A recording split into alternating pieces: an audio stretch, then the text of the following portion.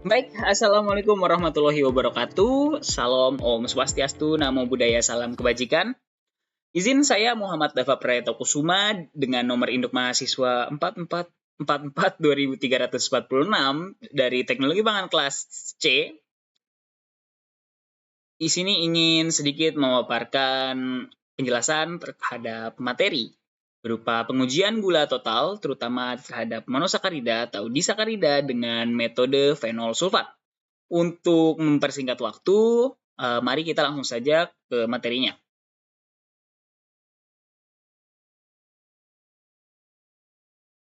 Ya, seperti yang kita tahu, gula merupakan salah satu produk pangan yang sangat penting dalam formulasi bahan pangan. Namun untuk memahami kandungan gula di dalam suatu bahan pangan, kita harus memahami konsep dari pengertian gula total. Di mana menurut Sonya dan Lydia tahun 2021, pengertian gula total adalah jumlah keseluruhan gula yang terkandung dalam suatu bahan pangan atau sampel produk. Karena gula total akan mempengaruhi rasa, tekstur nilai gizi, dan umur simpan produk. Informasi kadar gula juga penting dalam pelabelan nutrisi pada kemasan produk yang akan dijual. Nah, dalam konteks pengukuran kadar gula total, gula dibagi menjadi dua jenis, yaitu yang pertama ada gula produksi dan yang kedua adalah gula non-produksi. Di mana menurut Ridani dan Aini tahun 2021, gula produksi memiliki gugus aldehida atau keton bebas yang dapat mereduksi ion logam. Gula non-produksi tidak memiliki gugus secara bebas sehingga tidak dapat melakukan reaksi reduksi. Untuk dalam konteks gula produksi, terutama dalam kadar gula total, fokus kita akan membahas tentang monosakarida dan disakarida, di mana disakarida merupakan dua monosakarida yang memiliki ikatan glikosidik. Baik, selanjutnya ada jenis-jenis gula produksi, di mana jenis-jenis gula produksi ini terdiri dari beberapa jenis monosakarida dan disakarida. Yang pertama adalah glukosa, ada galaktosa, fruktosa, ribosa, gliseraldehida, silosa, selobiosa, dan yang terakhir adalah laktosa. Untuk selanjutnya adalah dari jenis gula non-produksi, di mana jenis gula non-produksi ini hanya diisi oleh satu, yaitu sukrosa. Lanjut, kita akan ke urgensi pengujian gula total, di mana alasan-alasan ini adalah menjadi penyebab utama dilakukannya pengujian gula total pada suatu bahan pangan. Yang pertama adalah kesehatan masyarakat itu sendiri, karena dengan menjaga kesehatan masyarakat, kita dapat membantu konsumen mengontrol gula darah, terutama seperti pada penderita diabetes, kencing manis, dan penyakit-penyakit yang berbasis gula lainnya. Yang kedua adalah berdasarkan regulasi dan keamanan pangan, karena seperti yang kita tahu, ada beberapa standar-standar yang dibuat oleh BPOM atau Codex Alimentarius, yang mana membatasi kandungan gula total dalam suatu pangan. Dan ini akan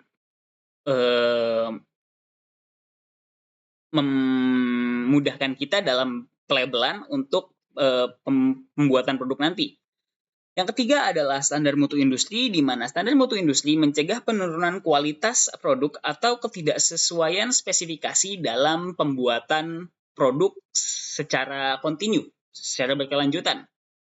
Yang keempat adalah deteksi pemalsuan atau penambahan gula berlebih yang tentunya dapat membahayakan, juga merugikan tidak hanya konsumen, namun produsen. Terakhir adalah menjaga kestabilan dan umur simpan produk berbasis gula. Selanjutnya adalah tujuan dilakukannya pengujian gula total. Yang pertama adalah mengetahui kandungan gula dalam bahan pangan untuk keperluan gizi dan label nutrisi. Yang kedua adalah menentukan kualitas dan kematangan bahan makanan seperti misalkan pada buah-buahan dan minuman. Yang ketiga adalah mendukung penelitian dalam bidang pangan, terutama dalam bioteknologi dan kesehatan. Yang keempat adalah mengontrol proses produksi dalam industri pangan seperti pada jus, sirup, atau susu. Terakhir adalah menentukan efisiensi fermentasi, terutama dalam produksi bioetanol, yogurt, atau tempe.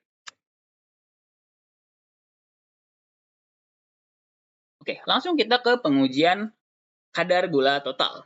Sebenarnya masih banyak metode-metode lainnya, namun di sini diantaranya ada yang pertama metode Louvre-Stroll, melibatkan titrasi untuk mengukur gula reduksi setelah hidrolisis sukrosa. Yang kedua adalah metode antron, yang menggunakan reaksi antara gula dan reagen antron dalam kondisi asam kuat yang menghasilkan warna biru kehijauan yang diukur dengan spektrofotometer.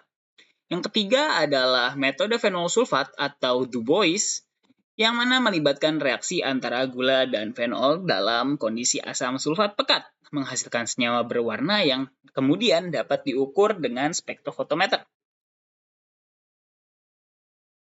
Langsung saja kita ke prinsip metode fenol sulfat, karena kita membahas metode fenol sulfat yang akan didalami. Yang pertama-tama adalah pengujian total karbohidrat yang dilakukan melalui reaksi antara gula dan fenol dalam lingkungan asam kuat. Asam kuat pekat mendehidrasi gula menjadi furfural atau hidroksimetil furfural, yang kemudian bereaksi dengan fenol membentuk kompleks berwarna jingga kekuningan. Intensitas warna sebanding dengan konsentrasi gula, diukur menggunakan spektrofotometer pada panjang gelombang sekitar 490 nanometer. Untuk reaksi yang terjadi menurut Rahmayani et al. Tahun 2024, D-glukosa ketika dipanaskan dengan asam sulfat pekat akan mengalami reaksi dehidrasi. Artinya, glukosa akan kehilangan 3 molekul H2O. Dengan proses ini mengubah struktur glukosa menjadi senyawa 5-hidroksimetil furfural, yaitu turunan dari furfural yang mengandung gugus hidroksimetil min CH2OH di posisi 5. Setelah terbentuk kelima HMF, kemudian bereaksi lagi dengan fenol, yaitu yang merupakan senyawa aromatik yang ada dalam campuran reagen. Reaksi ini menghasilkan kompleks berwarna kuning oranye. Warna ini muncul karena struktur senyawa hasil reaksi memiliki sistem konjugasi atau ikatan rangkap pergantian yang mampu menyerap cahaya tampak. Warna tersebut kemudian diukur intensitasnya menggunakan spektrofotometer pada panjang gelombang 490 nanometer, dan semakin kuat warnanya, semakin tinggi kadar gula total yang terkandung dalam sampel. Berikut merupakan kelebihan dan kekurangan metode fenol sulfat, di mana untuk kelebihannya adalah yang pertama,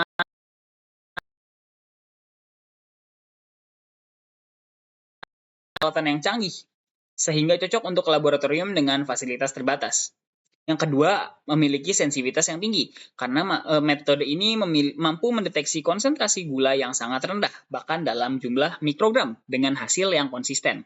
Yang terakhir adalah universal untuk berbagai analisis gula manapun, karena metode ini dapat mengukur berbagai jenis karbohidrat, termasuk monosakarida, oligosakarida, dan polisakarida, baik yang bersifat reduksi maupun non-reduksi. Namun, dalam metode ini terdapat beberapa kekurangan. Di antaranya adalah yang pertama, keterbatasan dalam sampel kompleks. Karena pada sampel dengan matriks kompleks, seperti bahan pangan yang mengandung berbagai komponen, metode ini mungkin memerlukan tahap pemurnian tambahan untuk menghindari adanya gangguan dari senyawa lain. Yang kedua, menggunakan bahan kimia berbahaya, karena menggunakan asam sulfat pekat dan fenol memerlukan penanganan khusus karena bersifat korosif dan toksik, sehingga meningkatkan risiko keselamatan kerja. Yang terakhir adalah kurang selektif dalam mendeteksi gula.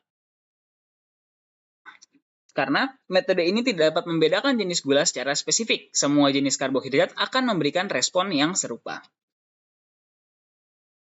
Ya, berikut merupakan daftar pustaka dari video kali ini. Ya, baik. Sekian dari saya. Mohon maaf karena masih banyak kekurangan dan kesalahan. Wabillahi taufiq wal hidayah. Wassalamualaikum warahmatullahi wabarakatuh.